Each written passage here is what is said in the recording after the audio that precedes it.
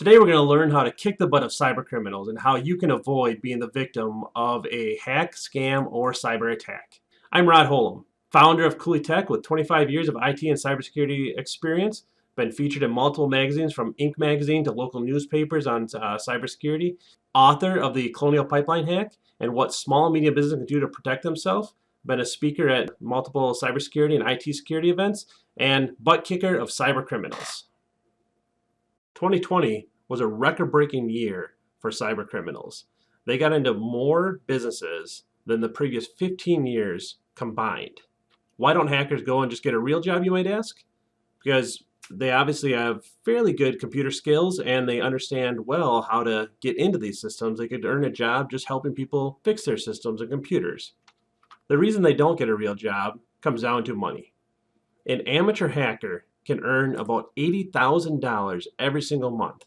There aren't many IT jobs that can pay $1 million a year. They can earn a sizable income off stealing credit cards between $2 and $90, get an iTunes account because you can transfer your digital assets.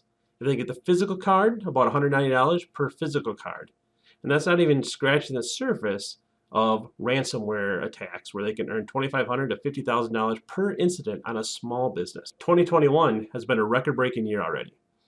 We had the SolarWinds breach, which at the time was the largest breach ever in the history of cyber attacks, with 25% of business computer networks being breached by that attack. Following that up, we had the Kaseya attack, which then became the new record, with 35,000 customers supporting millions of PCs. Colonial Pipeline attack, which I wrote about extensively in this, which they paid a $4.4 million ransom. You had Acer Computers, JBS Foods, which caused a meat shortage, Kia Sports, which are millions of dollars paid every single time these attacks happened. But to understand how to protect yourself, you have to understand how does an attack happen. What is the DNA of attack? With most attackers, you have to first probe, initiate the attack, expand on the attack, and then the data life or cash in on it. And we're going to dive into each of those a little bit here. When probing a computer network, one of the first things businesses are looking for is how is your business set up, right? What is your naming convention for your emails? What does your email signature look like? If they're going to try impersonating you, how can they do that best? And they'll do this by searching on your company website, getting a list of people that they can find on there, going on LinkedIn, Facebook, or dark web sources to see what personal information they get. Or they may even go as far as try to actually send you an email, looking at, especially to your sales or proposals department, business development departments, that people get a response back, and you'll see the email signature associated to that. When hackers go to start initiating an attack, they need to somehow get in. They probe the network, they understand the structure of what your business is set up as, and now they're ready to actually go in and attack. So they will do this through buying credentials from the dark web.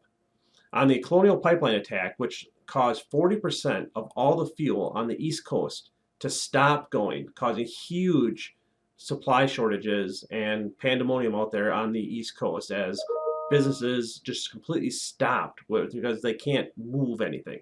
You can't get anything in the fuel. That was purchased by a $5 credential that was purchased on the dark web for an old VPN account that gave hackers complete access into the computer network as a whole. They may try brute forcing with a weak password. Now, this anyone who thinks they have the password with a dollar signs and a zero, that is not unique. Passwords, there are huge lists of passwords out there that hackers can run 1 million of them, of the most common ones, in a matter of seconds. Or a staged social engineering attack. And that's the type that we're actually going to go and look into a little bit more. So as this happens, you see they probe the network, try finding out as much information as they can. They'll initiate the attack.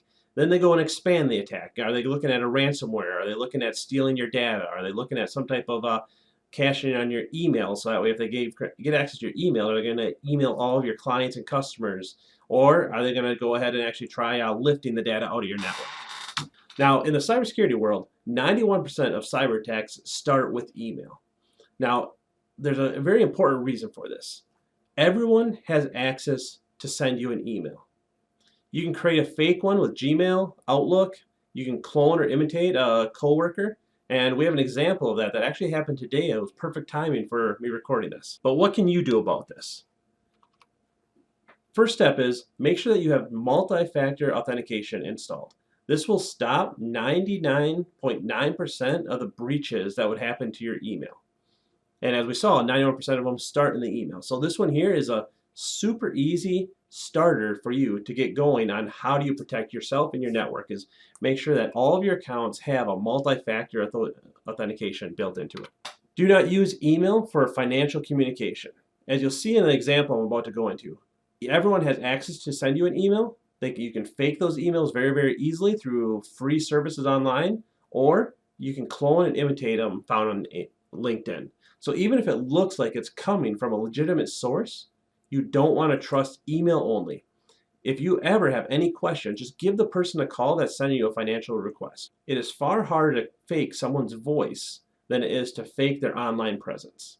And you could save thousands of dollars. I was speaking at a cybersecurity conference here about a month ago, and one of my peers there had a CEO whose email was hacked. And that CEO emailed the CFO and had them send a $2.3 million wire transfer to hackers. The hackers saw this legitimate purchase that was going through, and the CFO or CEO had emailed the CEO and said, here's the wiring information for that $2.3 million purchase.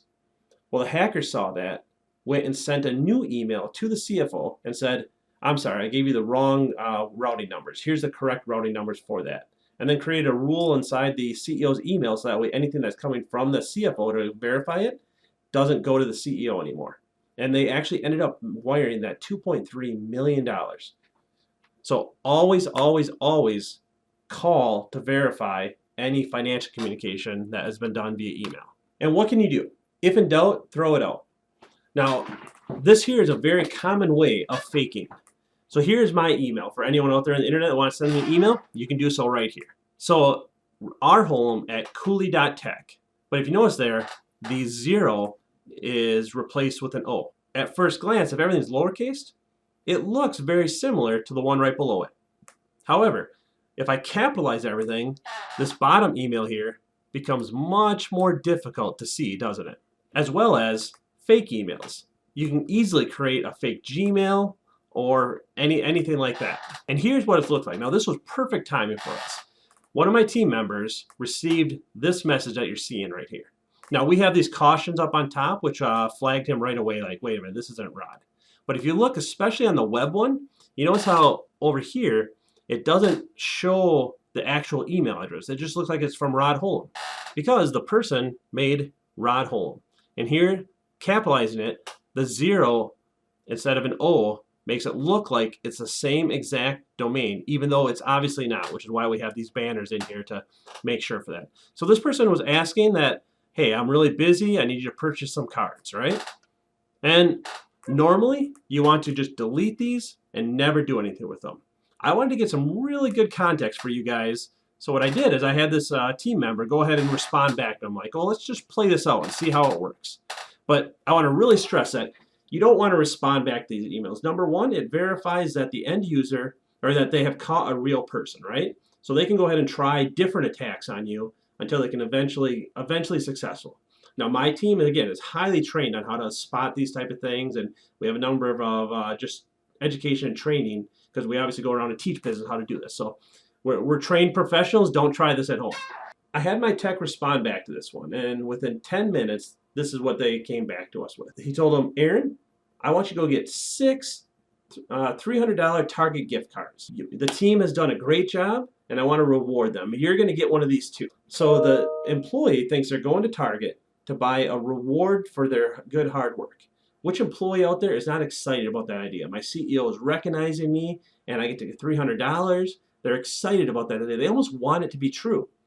And the hacker in here is very, very smart. Take one of them for yourself and send me the other 5. An employee is excited about this, and it looks legitimate. For most people, this one here is not bad. Now, if they would have spent more time making the English a little bit better, those of you out there that are reading this can recognize some foreign speech in there pretty quickly. But honestly, there's AI out there that can write it in English. These type of attacks are what these hackers are doing. They're trying to fake the impression of someone else. Some of the biggest targets for this type of attack would be your sales department, because 91% of all attacks start in the email. Your sales team are excited to talk to new people. Team that are talking to people that they haven't talked to before. A hacker will pretend to be some big client and send you a file that you really shouldn't open, but so they're going to go ahead and get into the sales department. Customer service, for the same reason. They're interacting with people that they don't interact with regularly. So it's a chance for a high vulnerability. The HR department is also a huge area where hackers are going to try getting in, because HR department and hiring, they're advertising in the world for people to send them resumes. And those resumes can be infected with viruses that can gain access to the local computers as a whole. But an HR director has to open these. You can't receive resumes and not open them. It just wouldn't work. So accounting and CFO, they hold the keys to a purse. Hacking is a business. And if you can get the keys to the purse, so that way you can go ahead and get the cash that's inside there, they're going to get there. They're going to try every which way to trick you on that. As well as a CEO. As you saw with that phishing attack up above, they'll try to pretend to be the CEO to get other employees what they're looking for. Or like the example I gave you, the $2.3 million breach that happened about a month ago. They're going to go ahead and actually try getting access to the CEO's email to send fake emails out to people who can and will get infected of it. So in landing, you want to trust no one. Verify everything. People you know and trust can be the source of the infection.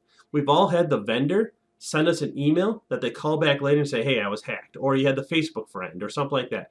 People you know and trust could get infected. And on a long enough timeline, they will be. So if it's questionable, give them a call and question it. And if it looks off for any reason, call them. This is one of the areas of life where a healthy level of paranoia will actually save you a lot of pain and headache. It's much harder to fake someone's voice than it is an email. And especially question something if it has an attachment or link. Lastly, never insert unknown media into your computer. And that's a USB or CD. One of the most popular attacks out there for people that have physical access is leave a USB drive outside a business that says 2022 salary information. What they're interested in there is that if an employee picks that up, they're most likely going to plug it into a computer just because the curiosity is going to get to them. So being how it's handwritten on there that it's 2022 salary information, everyone wants to say, well, what's my boss thinking of giving me for a raise? Same thing with unknown CDs or DVDs or anything that's been burned like that. Do not put things that you don't know into your computer. Only you can prevent cyber attacks. And hopefully with these tips, you have the ability to do so. It is incredibly difficult for businesses to stay up to date on the latest cyber threats that are out there. If you'd like to have me come in and speak to your team, feel free to give me a call at 608-783-8324. I'll come in, I'll bring lunch, and we'll talk about cybersecurity and give this presentation and offer a chance to do a question and answer at the end of it. As a second offer, I would like to give you a copy of my book, The Colonial Pipeline Hack. If you go to my website, Coulee.Tech, and scroll down to the bottom, fill out this small form here, we'll reach out to you and mail you a copy of my book free of charge. You can give us a call at 608-783-8324. Look forward to kicking the butt of cyber criminals with you.